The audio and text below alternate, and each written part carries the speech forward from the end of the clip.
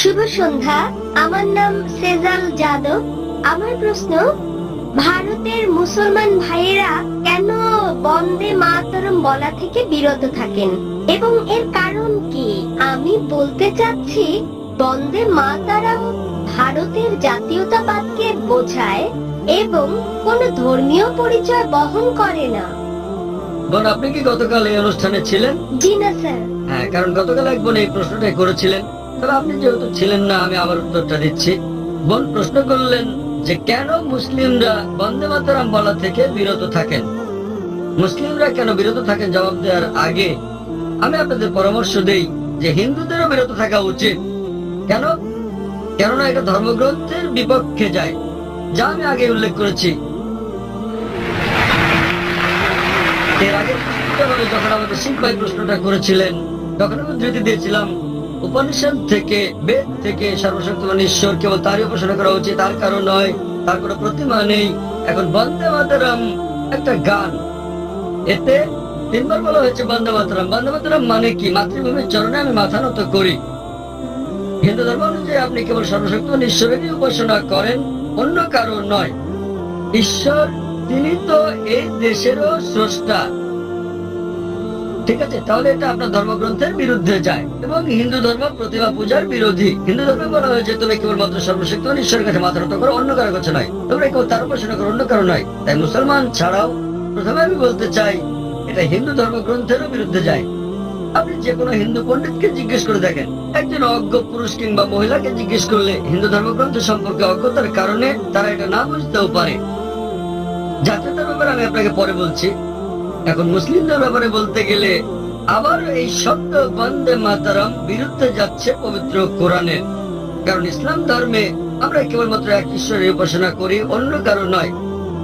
এবং এই দেশ ভারত, আমরা মুসলিমরা দেশকে ভালোবাসি, এদেশকে শ্রদ্ধা করি এবং সর্বশক্তিমান ঈশ্বর স্রষ্টার আইনের বিরুদ্ধে না যাওয়া পর্যন্ত আমরা দেশের আইন মেনে চলি। এই দেশের আইন মেনে চলতে আমাদের মুসলিমদের কোনো আপত্তি নেই। তবে কোনো আইন সর্বশক্তিমান ঈশ্বরের আইনের বিপক্ষে গেলে আমরা তা কখনো অনুসরণ করি না। যেহেতু সর্বশক্তিমান ঈশ্বর তিনি তো এই দেশের স্রষ্টা, তাই আমরা কি দেশ না সর্বশক্তিমান ঈশ্বরের কাছে মাথা নোয়াবো?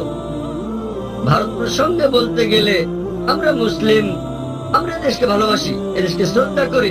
সত্যিকারের প্রয়োজনে আমরা দেশের জন্য মরতে রাজি, কিন্তু আমরা দেশের কাছে মাথা নত করবো না। কেন?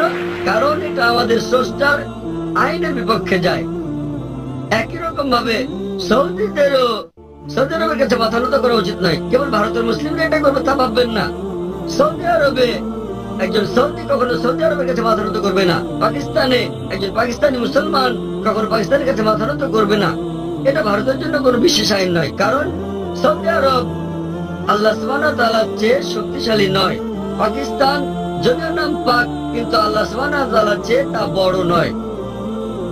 সুতরাং এই আইন একই এবং ধারণাটা হচ্ছে আমরা দেশকে ভালোবাসি, তবে যদি ইসলাম বিরোধী হয়, উদাহরণস্বরূপ ইসলামে আমরা আমাদের আল্লাহ এবং রাসূলগণের পর এই পৃথিবীতে যাকে আমরা অনেক বেশি ভালোবাসি তিনি আমাদের মা।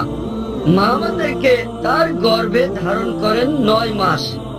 আমরা তাকে ভালোবাসি, তাকে শ্রদ্ধা করি, আমরা তার জন্য মরতে প্রস্তুত, কিন্তু তার কাছে মাথা নত করতে পারি না। যখন জন্মদাত্রী মায়ের কাছে মাথা নত করছি না, তখন এই ভূখণ্ডের কাছে মাথা নত করার প্রশ্ন আসছে কেন? কারণ না জন্মদাত্রী মা না আমাদের এই জন্মভূমি কেউ স্রষ্টার চেয়ে বড় নয়। অধিকন্তু সেখানে 12টি লাইন আছে বন্দে মাতরমে, 3 বার আছে বন্দে মাতরম, যা পরিপন্থী কোরআন এবং হাদিসে। অনুরূপ ভাবে দুর্গা ও লক্ষ্মীকে সর্বশক্তিমান ঈশ্বরের গুণাবলী আরোপ করা হয়েছে, যা সরাসরি বিরুদ্ধে যাচ্ছে ইসলাম ধর্মের। সে কারণে এটা ইসলাম পরিপন্থী, এটা ঈশ্বরকে খাটো করছে। তাই কেবল এই দেশের জন্য আমি আমার স্রষ্টাকে খাটো করব না, কিন্তু আমি দেশকে ভালোবাসি। এর মানে এই নয় যে আমি দেশকে ভালোবাসি না। এই গানটা কে রচনা করেছেন? বঙ্কিমচন্দ্র চট্টোপাধ্যায়। কিসের জন্য? এটা রাজনৈতিক পদক্ষেপ ছিল এবং কয়েক বছর আগে তারা শতবর্ষ পালন করতে চেয়েছিল, কিন্তু এটা জানে না কোন তারিখে রচনা করা হয়েছিল গানটি। এটা আরো একটা রাজনৈতিক মতলব যা ভারতের রাজনীতিবিদরা আটতে চেয়েছিল, কিন্তু ভারতের হিন্দু রাজনীতিবিদরা জানে না যে এটাকে রাজনৈতিক ইস্যু বানিয়ে তারা নিজেদের ধর্মগ্রন্থের বিরুদ্ধে যাচ্ছে? আশা করি উত্তরটা পেয়েছেন। ধন্যবাদ।